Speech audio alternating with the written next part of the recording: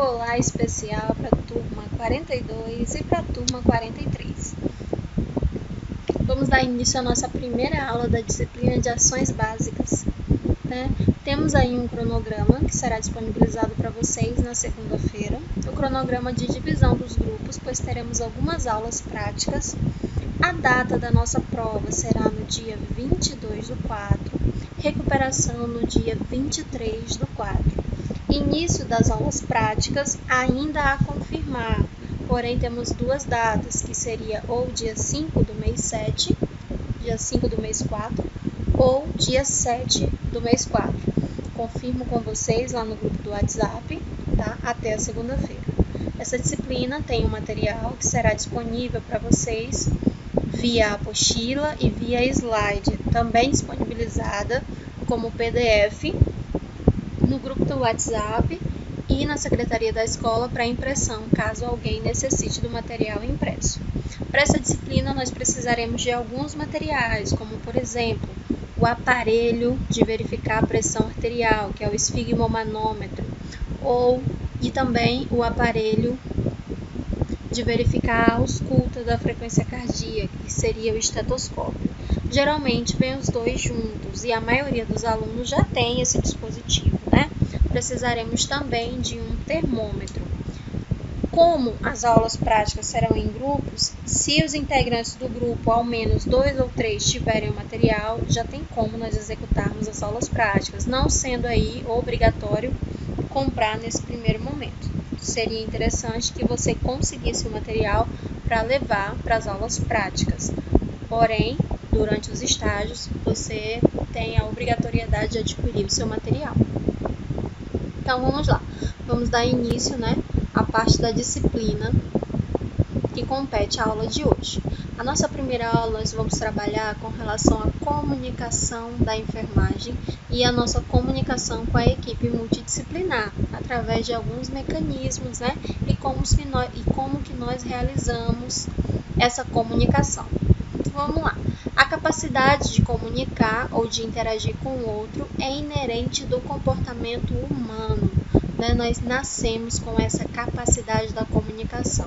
Ao contrário do que todos pensam, nós podemos nos comunicar de diversas maneiras. Então, eu tenho aqui um canal ou um código de mensagem que o emissor vai utilizar. Qual seria esse canal? Palavra falada, palavra escrita, gesto, sinais, sons, cores, desenhos, e o receptor compreende e decodifica essas ideias, os sentimentos e os seus conceitos, ok? E isso está ligado à cultura, ao desenvolvimento sociocultural, a sua criação, os seus preceitos metodológicos, o seu conhecimento científico, o seu conhecimento teológico, a sua religião, o processo de criação que você recebeu. Tudo isso vai interferir na sua forma de se comunicar. Voltando aqui, a palavra comunicação vem do latim e significa comunicare, ou seja, pôr em comum. Pôr em comum o que eu falo, seja de forma linguística, seja de forma de sinal, seja de forma com cores, o que eu falo, o que eu passo para a pessoa, e o que a pessoa compreende. A ciência já descobriu que o primeiro sentido que se desenvolve, é o sentido da audição. Então, desde que o bebê está lá no ventre materno, ele já consegue captar sons, ele reconhece a fala das pessoas. E quando evolui para o trabalho de parto e ele vem para o lado de fora, essa criança consegue identificar a voz. Isso é cientificamente comprovado. Quando a pessoa está numa situação de coma também, ou está numa situação ali de inconsciência, nós também conseguimos comprovar que essa pessoa consegue escutar, porque o último sentido que morre também é a audição. Por exemplo, um paciente está internado em estado grave, ele está entubado, ele está inconsciente. Se nós colocarmos um áudio, uma música, ou se nós nos comunicarmos com ele, simplesmente falando com esse paciente, nós podemos observar a alteração dos parâmetros de sinais vitais dele no monitor. Por exemplo, os batimentos cardíacos apresentam uma oscilação, saturação apresenta oscilação, pressão arterial sobe, né? Então é uma forma que a enfermagem, que o grupo da saúde como um todo tem como ter certeza que aquele paciente conseguiu escutar o que foi dito a ele. Ou ainda em algumas situações em que o paciente ele só não consegue verbalizar, então ele não responde ali a estímulos verbais, mas ele consegue responder a estímulos dolorosos, como por exemplo, o paciente está internado, acamado e inconsciente. É uma mulher e você precisa passar uma sonda vesical. Se você chegar para ela e falar, Dona Maria, eu preciso passar uma sonda na senhora, então é um cano, um cateter que vai passar pela sua vagina, né, aqui na sua uretra, vou passar essa sonda. Quando a gente vai fazer o processo de abertura, de separação das pernas, ela tem movimentos de flexão, né, ou então ela geme, faz um gemido, esboça alguma reação que a gente consegue compreender que ali ela ainda está, né, esboça algum tipo de consciência, ela tem algum tipo de estímulo. Isso é muito comum nos nossos pacientes. Então, o processo de comunicação, ele envolve, né, também essas questões que a gente tem que estar atento. Às vezes a pessoa não fala mas com palavras, mas ela fala com o corpo, com sinais, né? Nós, por exemplo, da enfermagem. Imagina aí a gente vai fazer um curativo. E aí, quando a gente termina de desenfaixar aquele curativo, a gente verifica uma secreção que tem um odor muito fétido, né? E o aspecto daquele curativo está muito feio. E a gente pega e toma aquele susto. Então, o nosso olho fala, a nossa expressão corporal fala, né? A gente tem que estar atento a esse tipo de coisa para que o paciente não perceba, né, que o profissional, por vezes, não está à vontade com o procedimento, com a técnica que será abordada.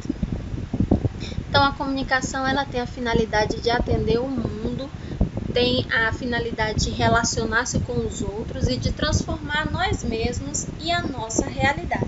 Então, nós devemos considerar como realidade, né, a situação, os interlocutores da mensagem, os signos e os meios. A nossa modalidade em decodificar corretamente uma intenção é diretamente proporcional à atenção que nós dispersamos a esses 5 elementos.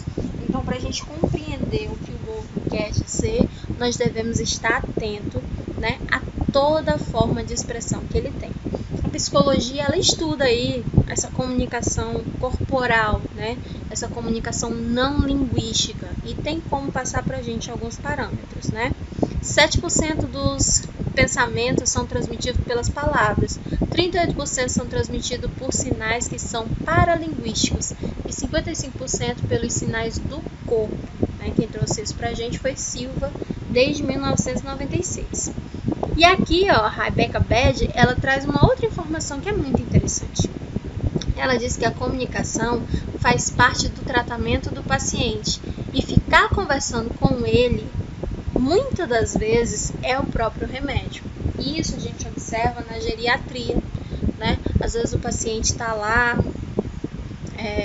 apático, não está muito comunicativo, porque a pessoa que está com ele, né, não tem ali uma paciência para ouvi-lo, para entender as suas histórias, as suas perspectivas. Então é aí que entra a enfermagem. Por vezes a pessoa só quer 5 minutos do seu tempo para contar um caos, como a gente fala aqui no Acre, ou para contar uma história que aconteceu com ela um tempo atrás, né? Às vezes só quer conversar, só quer um pouquinho da sua atenção. E quando você demonstra essa atenção, você está fortalecendo um princípio muito importante na qualidade de vida desse paciente, que é o princípio da autonomia. Ele se sente capaz, ele volta a se sentir interessante, ele sabe que ele ainda pode contribuir. Então vamos lá. O profissional de enfermagem ele tem que se identificar com a cultura do paciente, tá? Porque isso faz com que ele saiba como que ele vai lidar com a maioria das situações, né? E o entendimento que o paciente deve ter sobre a fala do profissional de enfermagem só se dá através de um tipo de linguagem, né? Geralmente é a linguagem falada. Digamos que o paciente não sabe ler, e aí o enfermeiro faz todo um plano assistencial para ele, né? Entrega para ele uma receita e um monte de medicamento. Como é que essa criatura vai saber quais as medicações ela vai tomar se ela não sabe ler as informações que foram passadas para ela? Né? Então a gente tem que estar atento a tudo isso. Como que eu sei que o paciente não sabe ler? Me comunicando com ele, conversando, perguntando, por exemplo, o grau de escolaridade. Daí ele vai me dizer: minha filha, eu nunca fui à escola. Então aqui, ó, o Jung falou pra gente que a comunicação, para ser benéfica, ela só é benéfica quando o receptor tem um entendimento que o transmissor lhe traz. Vamos lá, né? A gente conversa com uma pessoa e a gente pergunta assim, tá dando uma orientação, uma informação. A gente pergunta para a pessoa se ela entendeu. Aí, geralmente, a pessoa vai dizer que sim. Aí a gente fala a seguinte frase: então, por favor, repete o que eu te disse. Me diz o que você entendeu. Ou, do contrário, se você não quiser ser tão direto assim, você pode fazer a seguinte narrativa. Então, Maria, se acontecer essa situação, como que você vai proceder? Aí, se a Maria titubear, você já sabe que a Maria não tem condições, né? Não teve condições de entender na sua primeira tentativa. E aí você vai bolar uma outra estratégia. A comunicação também, a gente tem que entender aqui o meio cultural desse paciente, porque não vai adiantar nada eu falar com o paciente, né, em termos técnicos, ele não vai entender absolutamente nada. Então eu tenho que me igualar no processo de linguagem desse paciente. Então, dentro da unidade hospitalar, com a equipe, eu tenho uma linguagem técnica, tá? Cheia de termos técnicos. Fora, com o meu paciente, eu devo ter uma linguagem que ele me compreenda. E essa linguagem, ela tem que oscilar desde o juiz que nós vamos atender até um senhorzinho que veio lá de um seringal afastado no Rio Purus, tá? Para ser eficaz. Do contrário, a gente não consegue.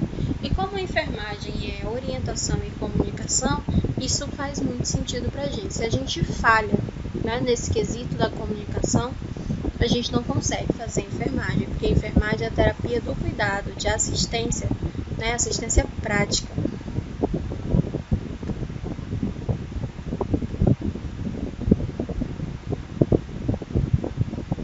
Algumas regras importantes que nós devemos abordar aqui, né? A letra. Ih, passei demais, gente.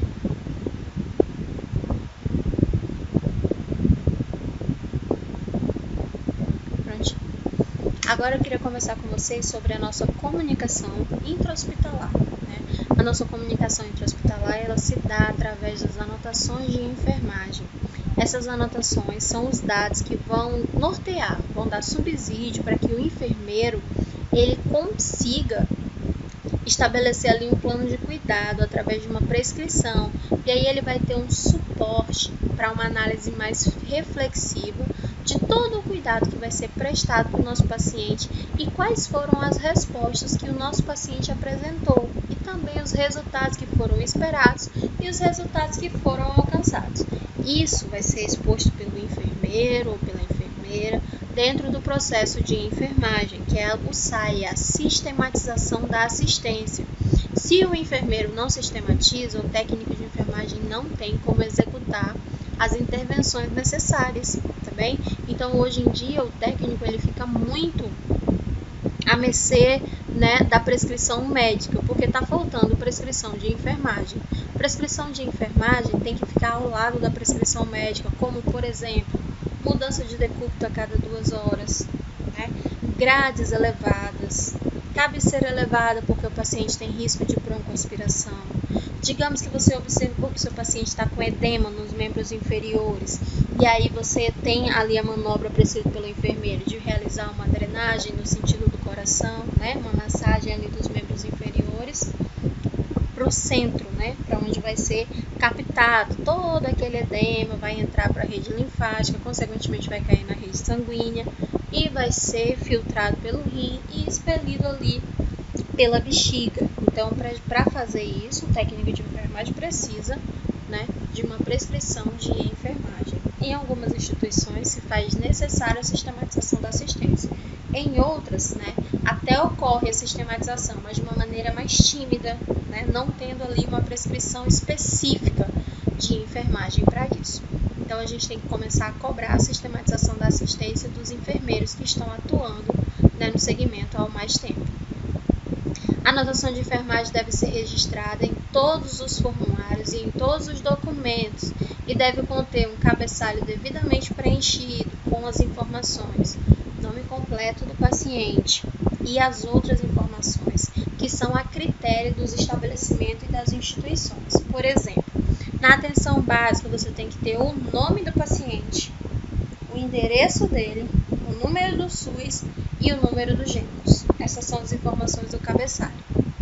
No hospital, geralmente a gente tem nome do paciente, leito que ele está, qual é o diagnóstico que ele tem e quantos dias de internação, mais a idade. A gente tem esses critérios. E aí depende de uma instituição para outra. Então vamos lá. Qual é o objetivo do prontuário do paciente e como que a gente vai preencher? O objetivo é identificar as alterações do estado e das condições do paciente, o estado geral dele. Favorecer uma detecção de novos problemas e a avaliação dos cuidados que foram ofertados pela própria enfermagem.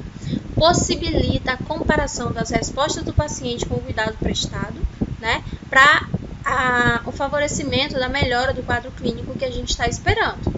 Atende legislações pertinentes, como, por exemplo, né, o prontuário, ele é um documento. Então, vamos lá, o paciente ele sofreu um acidente automobilístico e ele precisa dar entrada no DPVAT. Para ele acessar o DPVAT, né, ele tem que adentrar no programa e o programa vai solicitar o prontuário desse paciente para entender qual foi o grau da lesão, o que foi que aconteceu com ele. Então, é um procedimento legal. Outra coisa que também pode acontecer para você ter acesso ao prontuário, digamos que o paciente foi a óbito e a família alega que foi por negligência, por imprudência ou por imperícia. E aí ela solicita o prontuário para ter acesso a tudo que foi escrito. Então, todas as informações que estão ali têm que ser verídicas e pertinentes ao que de fato aconteceu ao nosso paciente. Então, ele funciona também como um documento legal que pode sim ser usado como prova, tá? Em vários processos de saúde. Na maioria deles, acidentes de trabalho, né? Processos de negligência, imprudência, imperícia, CIPA, né? As CIPA eu utilizo muito. CCIH, para entender porque o paciente desenvolveu alguma infecção. Então, ele é muito utilizado aqui, ó, para garantir a continuidade da assistência, para eu entender o que foi que aconteceu com o paciente quando eu não estava de plantão, para trabalhar a segurança do paciente e dos profissionais, porque as informações primordiais estarão lá no prontuário. Serve como ensino, no caso dos alunos técnicos de enfermagem, dos alunos enfermeiros, dos alunos médicos, né? De todos os alunos aí da classe da equipe multidisciplinar. Serve como pesquisa e principalmente para auditoria. Então, aconteceu alguma coisa no hospital e a gente precisa fazer uma auditoria para entender o que foi que aconteceu.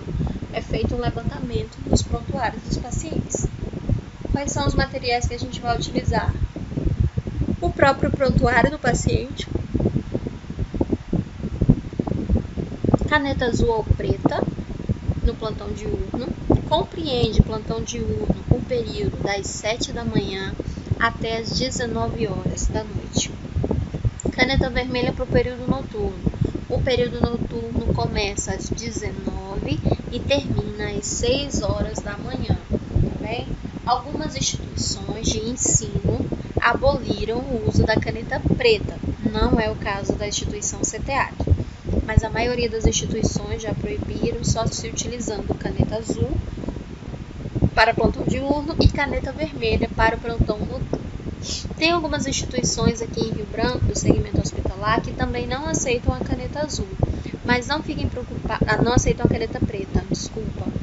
Mas não fiquem preocupados, porque o preceptor ele passa isso para você no primeiro dia de estágio. Então, quando você for montar lá o seu material para estágio, prioriza a caneta azul, tá? Caneta azul se você for para o estágio de dia, caneta vermelha se você for para o estágio à noite. Prontuário do paciente, o que ele é? Ele é todo o acervo documental que foi padronizado, organizado, conciso referente ao registro de todos os cuidados prestados ao nosso paciente por todos os profissionais envolvidos na assistência. O prontuário deve ser bem preenchido e detalhado, e ele pode afastar a gente das alegações como imperícia, imprudência e negligência e na prestação de serviços da equipe de enfermagem. Vou dar aqui um exemplo para vocês rapidinho. Às 7 horas da manhã, você recebe o plantão e você percebeu que o seu paciente está ali pouco comunicativo. Então, você faz o exame do destro, que é aquele da pontinha do dedo, furou, e aí você verifica que deu um valor. Vamos trabalhar com o valor de 50 miligramas por decilitro. Né? Deu 50 ali o resultado do destro. Você sabe que o mínimo que pode dar é 70. Se deu 50, está muito baixo. Né? E aí você coloca lá no prontuário. Às 7 horas, realizado o destro, valor 50 miligramas por decilitro. Aí você coloca ponto e assina com seu nome. Aí o paciente, você foi lá na equipe de enfermagem, avisou o enfermeiro, comunicou para o médico, fez as medicações que precisavam ser feitas e mesmo assim o paciente evoluiu para óbito. Aí você volta lá no prontuário e coloca às 9 horas, né, detectado o óbito do paciente. O paciente evoluiu para óbito, confirmado pelo doutor fulano de tal. O que você está dizendo nesse prontuário? Você diz que viu o paciente com hipoglicemia, né? E depois você diz que ele morreu. Para uma pessoa que está lendo, o que foi que aconteceu? Você viu o paciente evoluindo, né, de uma condição que poderia levar ele a óbito, ele evoluiu para óbito e você não fez absolutamente nada. Não, professor, espera aí. Eu falei para o enfermeiro do setor, eu falei para o médico responsável, eu administrei a medicação conforme prescrito. Tá, então por que você não anotou no prontuário? Quem é que vai garantir que isso é verdade? Né? Então, o que não está escrito, consequentemente, não foi feito. Então, a partir de agora, toda a conduta que nós adotarmos com o nosso paciente, a gente anota em seguida. Regras importantes. Prontuário, tudo que está lá deve ser legível, a informação deve estar completa, deve ser clara, deve ser concisa, deve ser objetiva, tem que ser pontual e principalmente cronológica. Então você não começa uma evolução, né, falando de 1h da tarde, você começa uma evolução do início, de quando você recebeu aquele plantão. No caso, 7 horas da manhã ou 1h da tarde, porque você entrou 1 hora e vai sair às 19. Deve ser preenchida a data e a hora, tem que conter a assinatura e a identificação do profissional no final de cada registro que ele fizer, não pode rasurar, não pode ter entrelinhas, não pode deixar linha em branco ou espaço. Então vamos lá, professor, eu errei. E aí, como que eu faço? Você simplesmente, tá, coloca aquele erro que você fez entre parênteses e automaticamente, né, você vai lá e escreve ao lado do parênteses, né, digo, ou então você coloca erro ou sem efeito.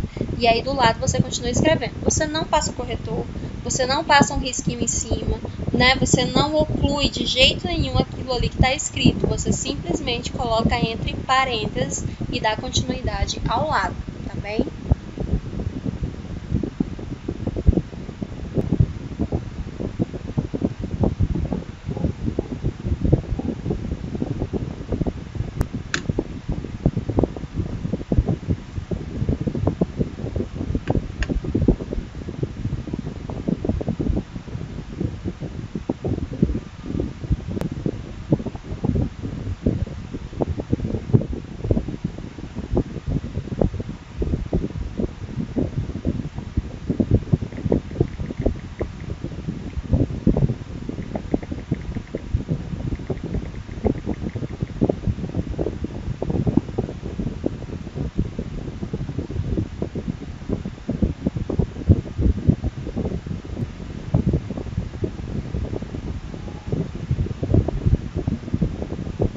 O prontuário também deve ser registrado, né, após o cuidado que foi prestado, qual foi a orientação que foi fornecida, qual foi a informação que você obteve e deve constar ainda todas as respostas do paciente frente aos cuidados que foram prescritos pelo enfermeiro, todas as intercorrências, todos os sinais e todos os sintomas que foram observados.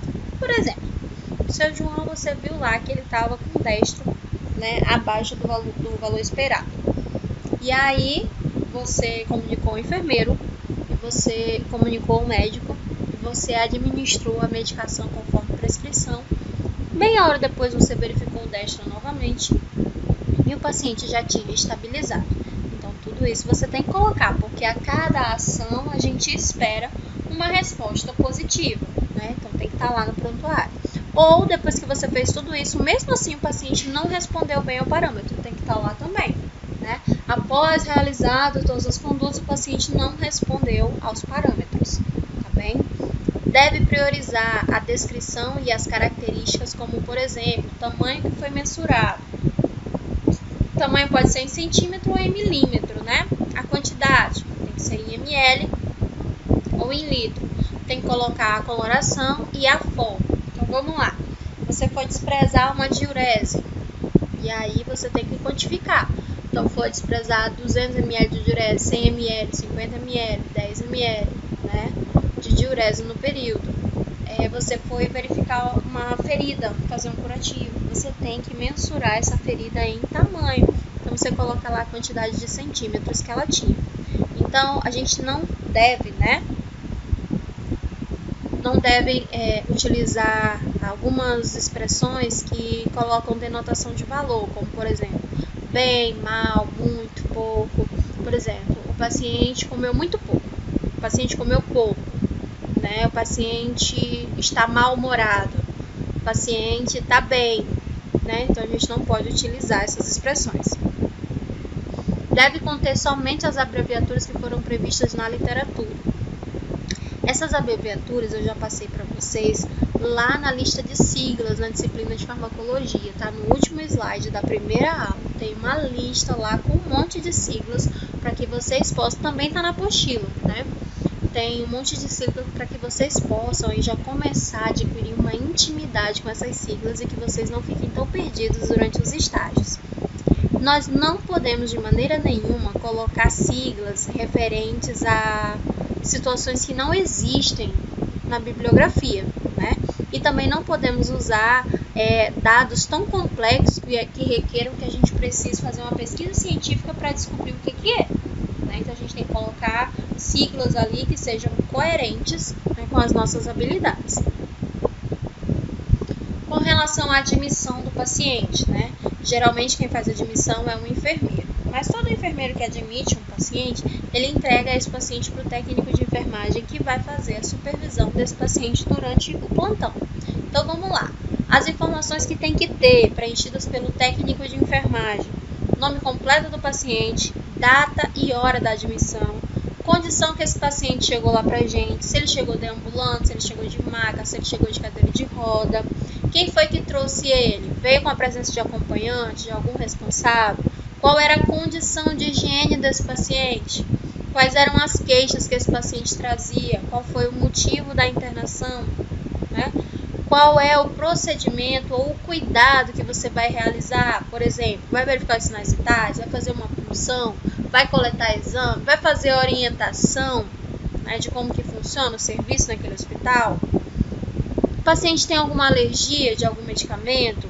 Qual é a doença pré-existente que ele tem? Exemplo, se ele tem diabetes, se ele tem hipertensão, né? Se ele é paciente oncológico, se ele tem alguma doença autoimune, se ele faz uso de alguma medicação.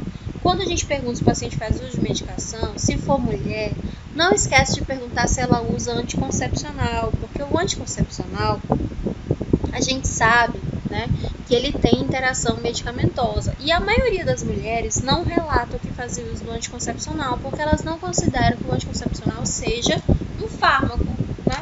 Ela acha que, às vezes a gente pergunta, toma algum remédio? Aí ela fala não, ou então ela diz assim, ó, tomo só anticoncepcional, né? Ela não considera. Então, por exemplo, tem medicações que entram em interação medicamentosa com o anticoncepcional. Por exemplo, o anticoagulante e anticoncepcional, eles têm uma interação, favorecendo ali o risco de trombose, né? anticoncepcional com uso de antibiótico, né? Um inativa o outro, e assim vai. Então tem interação sim. Então é interessante que o médico que vai prescrever a terapia medicamentosa saiba que aquela pessoa ela faz uso de algum medicamento. Aí eu deixei aqui para vocês um exemplozinho de admissão, né? 12h45, o paciente foi admitido na unidade hospitalar para o tratamento clínico de nefropatia. Nefropatia significa que ele tem uma patologia na função renal. Nefro significa rins e patia vem do termo de patologia, uma doença. Ele está aos cuidados de quem? Quem foi que internou ele? Aos cuidados do Dr. Rafael. Deu entrada na unidade como? Deambulando, acompanhado do seu filho. Ele nega alergia medicamentosa. Ele é diabético e hipertenso. Quais as medicações que ele faz uso? Faz uso do captopril, 25mg, 3 vezes ao dia e de metformina 2 vezes por dia. Encontra-se em boas condições de higiene. Refere cefaleia. Cefaleia é dor de cabeça, tá? Já vai anotando aí um termo e o que significa. Mal-estar geral, né? Anexos. Estão anexos no prontuário exames anteriores.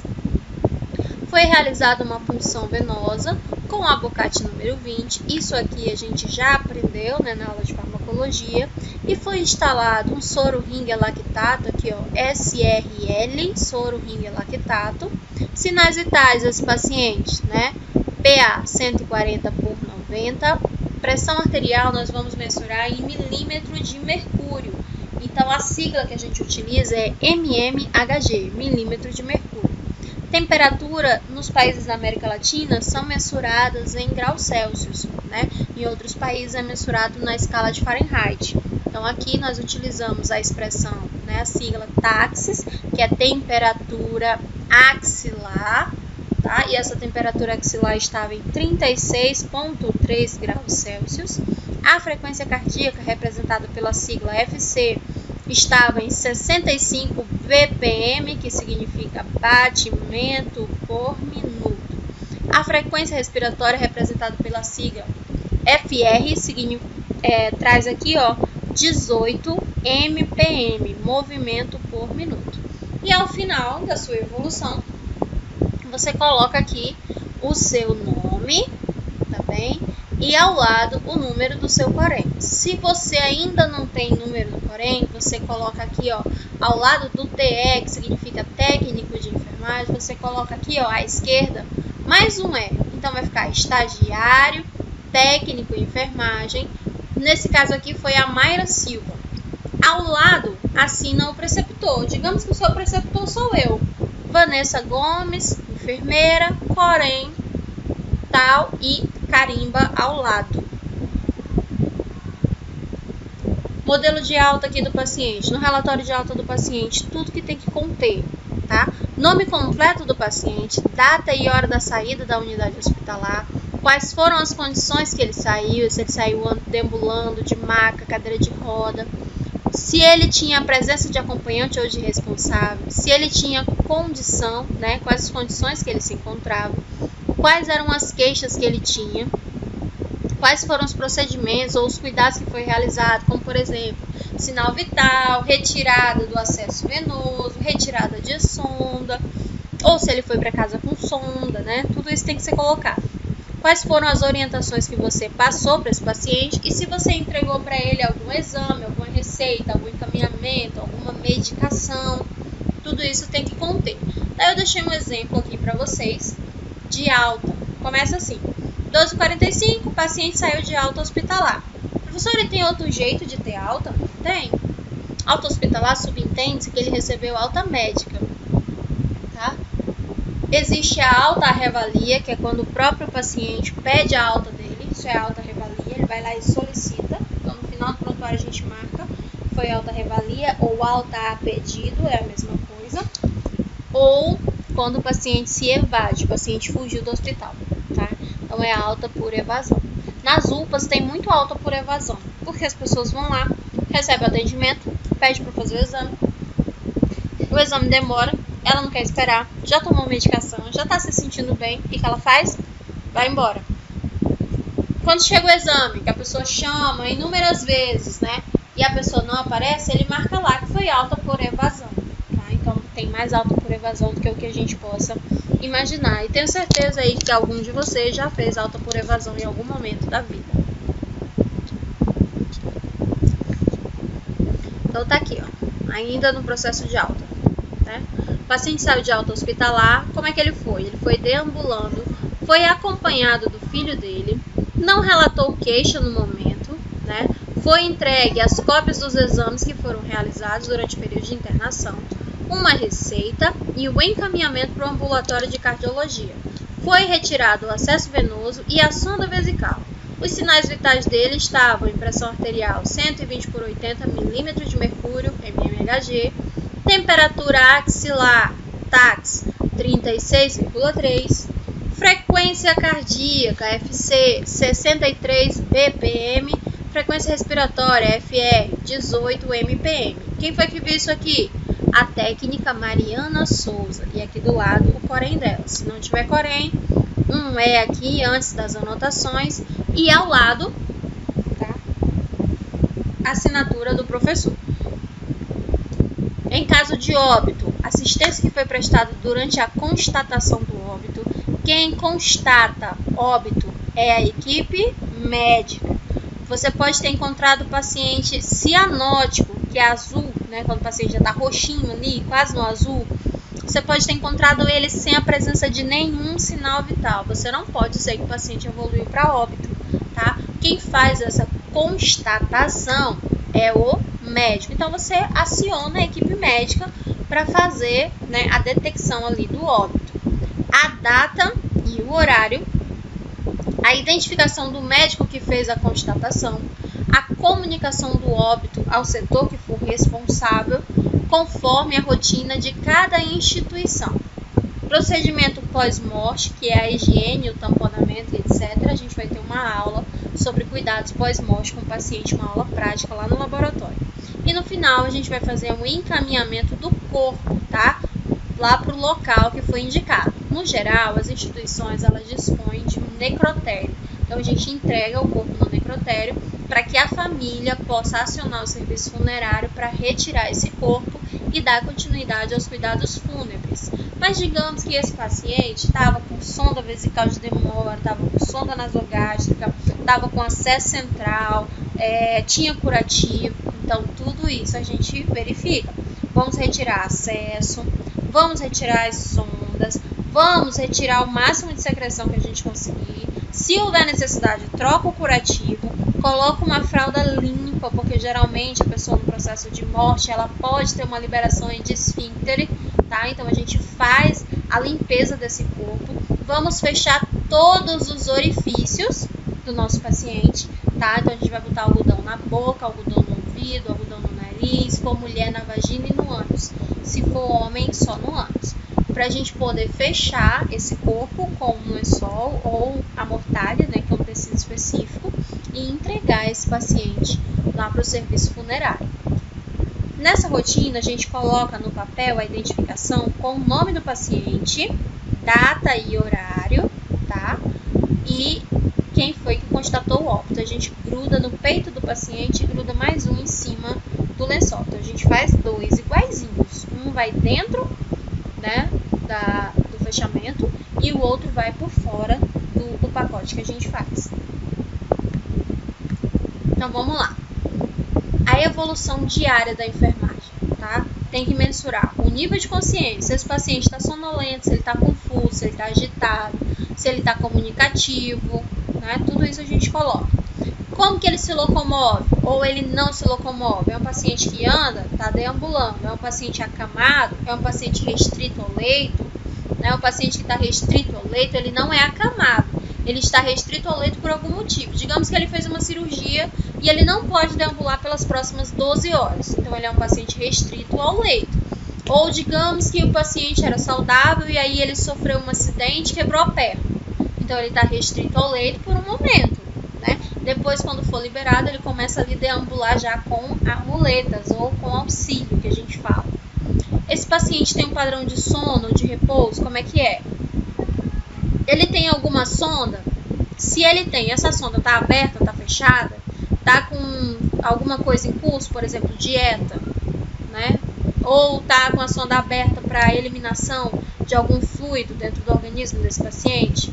Venóclise é um outro nome que a gente dá para dispositivo de infusão, que pode ser acesso venoso periférico, acesso central, intracate, né? Então esse é a venóclise, que é o mesmo acesso, né? É uma entrada para que a gente possa administrar medicamentos ou administrar insumos que esse paciente necessite, tá bem? Então a gente coloca onde, qual é o tipo.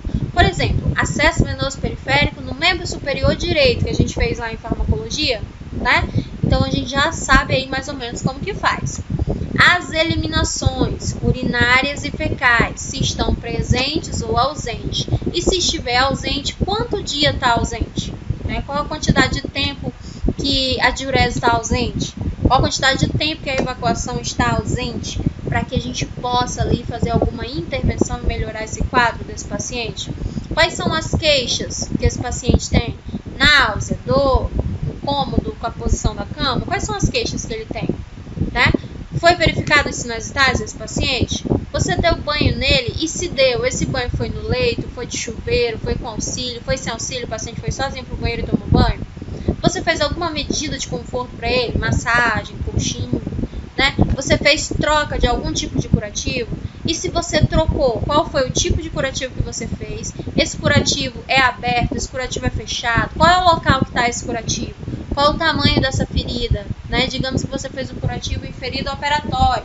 Então você tem que falar se ela estava limpa, seca, com bom aspecto. Né? Aceitação do tipo de dieta também tem que relatar. Na anotação da dieta deve ser priorizada as informações como indicar qual é a dieta que foi oferecida. Se é uma dieta geral, se é uma dieta leve, se é uma dieta branda, se é uma dieta pastosa, se é uma dieta hipossódica, se é uma dieta pré-diabética, se é uma dieta por sonda. E onde é que a gente vê isso, professora?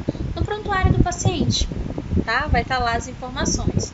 Qual é a aceitação da dieta desse paciente? Ele aceitou a dieta de forma total? Aceitou a dieta de forma parcial? Né? E por que se foi parcial? O que foi que aconteceu? A dieta está por sonda? Se está em sonda, qual é a quantidade da dieta? Tem hidratação também, ou seja, água no período, ou água intermitente? Né? Teve algum refluxo gástrico? Se ele está de dieta zero, ele está de dieta zero por quê? Ele vai fazer alguma cirurgia, algum exame? Né? Ele tem a necessidade de auxílio para se alimentar ou não tem? Em caso de recusa, né, o paciente não quer a dieta, por que que ele não quer? Ele não quer comer porque ele não pode, porque ele não consegue, porque ele não consegue mastigar, porque ele está com falta de apetite, ou porque aquele alimento está trazendo algum desconforto para ele, como por exemplo náusea. Né? Então vamos lá, controle da função urinária. Para a diurese nós devemos anotar os aspectos, como por exemplo, a ausência ou a presença da diurese, né? E quando ela estiver presente, como que ela é? É espontânea? O paciente faz sozinho? Né? É na sonda? Essa dieta vai para o balanço hídrico, ou seja, tudo que sai do paciente eu tenho que anotar para a gente fazer um equilíbrio lá na frente? Tenho que medir essa diurese em ml? Digamos que o paciente está lá em sonda vesical, ele está em balanço hídrico. Então eu tenho que medir a quantidade que sai, porque vamos lá, eu coloquei 2.000 ml de soro fisiológico no período e ele não está tendo diurese, esse soro fisiológico ele ainda está presente ali na circulação do paciente. Então ele não está saindo, né? O balanço hídrico dele é negativo, porque está entrando mais do que o que está saindo. Balanço hídrico quem faz é o enfermeiro, mas quem alimenta o balanço é o técnico de enfermagem com esses dados. Qual é a característica dessa diurese? Como, por exemplo, qual é a cor dela? Qual é o odor que ela apresenta? Tem alguma anormalidade nessa urina? Como, por exemplo, hematúria, sangue na urina, quando a urina está vermelha. Piúria, quando a urina está com aqueles sedimentos e a gente vê que tem grânulos na urina, né? É piúria. Disúria, quando o paciente relata que tem dor quando ele vai urinar. Qual foi a forma de eliminação? Foi espontânea? Ele fez sozinho? Foi por algum catéter, que é um dispositivo urinário? Foi por sonda vesical? Foi por alguma ostomia urinária? Por onde é que foi essa eliminação? O controle da função intestinal. Quantos episódios, né? E quais os respectivos horários? Qual foi a quantidade, se foi pequena, média ou grande quantidade. Qual era a consistência, se era pastosa, líquida ou semipastosa. Qual era a via de eliminação, foi pelo reto, foi por ostomia, né? E se ele tinha alguma queixa nesse momento. Daqui eu trouxe para vocês um exemplo que engloba todas essas informações anteriores que eu passei para vocês. Exemplo 1. No dia 7, né? Exemplo 1. Das 7 às 13, o paciente ele está consciente, orientado no tempo e no espaço, está comunicativo, está corado, está hidratado, a pele dele está íntegra, tá? Significa que ele não tem nenhuma porta de entrada ali. Por exemplo, se ele tiver um curativo ou se ele tiver uma ferida operatória, a pele dele não está íntegra, né? Se ele deambula, né? Aí nesse caso aqui ele colocou o seguinte: deambula sob supervisão, ou seja, com auxílio. Ele aceita parte da dieta oferecida. Por quê? Porque ele usa uma prótese aqui, pois usa uma prótese dentária e tem dificuldade na mastigação dos alimentos sólidos. Isso aqui ajuda muito a nutricionista, porque quando ela passa, ou nutricionista, quando ela passa e observa que o paciente não se alimentou por essa situação, ela já troca o tipo de dieta. Digamos que veio um bife no dia anterior. Aí ele vai vir para ele no dia seguinte uma carne moída, um frango desfiado, né? Mantém venóclise salinizada no membro superior esquerdo, ou seja, acesso venoso periférico. Salinizado foi aquele acesso que a gente fez com multivia e só fixou, não deixou nada. Aquilo ali é um acesso salinizado. Né? Tem também a sonda vesical de demora, que é a SVD, e foi desprezado dele 1.500 ml de diurese, coloração escura. Ele não evacuou no período, aqui ó, não evacuou no período. Que período? Das 7 às 13. Foi realizado um banho no leito, foi feita a troca dos lençóis e uma massagem de conforto nesse paciente. Agora, ele não relata queixas. Foi realizado um destro, né, com um valor de 186 miligramas por decilitros. E a gente já sabe, na disciplina de farmacologia, que o ideal é entre 70 a 90. Para a gente começar a se preocupar até 150. Para a gente começar a medicar acima de 150. Então aqui ó, deu 186. O que foi que você fez? Administrado 2 unidades de insulina regular, que a gente também já sabe para que serve. Agora, está com sinais vitais. PA, pressão arterial, 100 por 60 milímetros de mercúrio. Temperatura, 36 graus Celsius, 36,6. Frequência cardíaca, 85 BPM. Frequência respiratória, 18 movimentos por minuto. Quem é o técnico responsável? Foi o Marcos Silva, aqui do lado, porém, do Marcos. E aí, sobrou aqui espaço, ó. Fecha esse espaço com um tracinho para que ninguém escreva absolutamente nada. Tem um segundo exemplo aqui, ó. Das 13 às 19. O paciente está consciente, está orientado no tempo e no espaço, está pouco comunicativo, está hipocorado, está hidratado, tem a pele íntegra, permaneceu a maior parte do tempo em repouso no leito, não aceitou a dieta que foi oferecida devido a náuseas frequentes. Mantém venóclise no membro superior esquerdo, com soroterapia em curso, né, e sonda vesical de demora. Foi desprezado 1.200 ml de diurese com coloração escura. Ele apresentou 2 episódios de evacuação no período, né? Esse episódio de evacuação tem ali uma consistência pastosa e um odor fétido. E teve também 3 episódios de êmese em grande quantidade. Êmese é vômito, tá bem? Foi realizado nele um banho no leito, troca dos lençóis, massagem de conforto. Também foi realizado um teste, o valor estava 99 miligramas por decilitro. Ele queixa-se de mal-estar geral. Ele apresenta astenia e náuseas. Ele foi medicado com Plasil, tá? Comprimido. E nesse momento, os sinais vitais dele tá com a pressão arterial de 10 por 60 milímetros de mercúrio, temperatura 36,6 graus Celsius, frequência cardíaca 85 BPM, frequência respiratória 18 movimentos por minuto. E quem verificou tudo isso foi a Francisca Salles.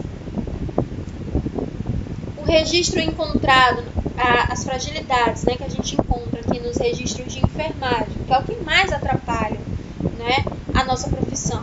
Então, a gente tem aqui, ó, registro que não revela a quantidade ou a qualidade da assistência que foi prestada, não revela um planejamento dos cuidados que foram feitos, não tem uma ausência lógica entre as necessidades fisiológicas que são apresentadas pelo paciente e as anotações que foram realizadas.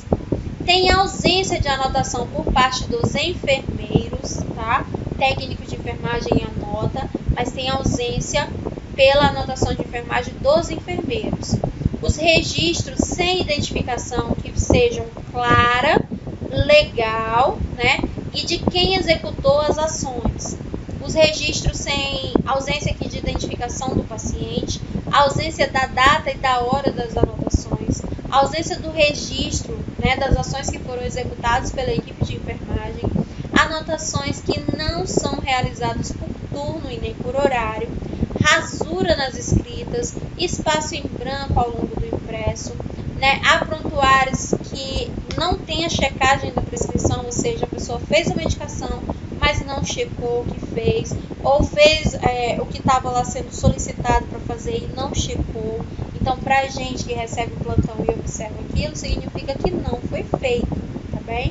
E se nós fizermos novamente, o paciente aí, ele adquire alguma dificuldade, né, no seu quadro de recuperação. Ou quando você relata o que você fez, você relata de forma incorreta. Siglas que ninguém compreende e uma anotação ilegível. Fica aqui minha dica para quem, né, tem dificuldade com escrita, para começar a partir de agora a fazer um exercício, porque é um documento que a gente vai estar escrevendo. O aluno técnico, ele escreve numa cadernetinha e depois, né, que ele passa por uma avaliação do preceptor, é que ele vai passar para o prontuário de fato, tá? Mas quando você já estiver lá na assistência, às vezes você vai escreve rápido. E nós sabemos que quando a gente vai escrever rápido, a nossa letra ela muda um pouco. Então, começa a treinar a partir de agora. Guarda aí esses exemplos para vocês. Faz uma cadernetinha para quando for para o estágio, tá? Anota tudinho, faz algumas anotações que te tragam aí um norte para que você possa executar as atribuições de uma maneira mais clara, né? De uma maneira mais objetiva, tá bem? Então, hoje, para a aula de hoje, para o nosso primeiro momento, o assunto que foi abordado foi esse, a comunicação, tá? Nossa com o paciente e a nossa comunicação com a equipe multidisciplinar através do prontuário, tá bem? Até amanhã, no nosso próximo encontro.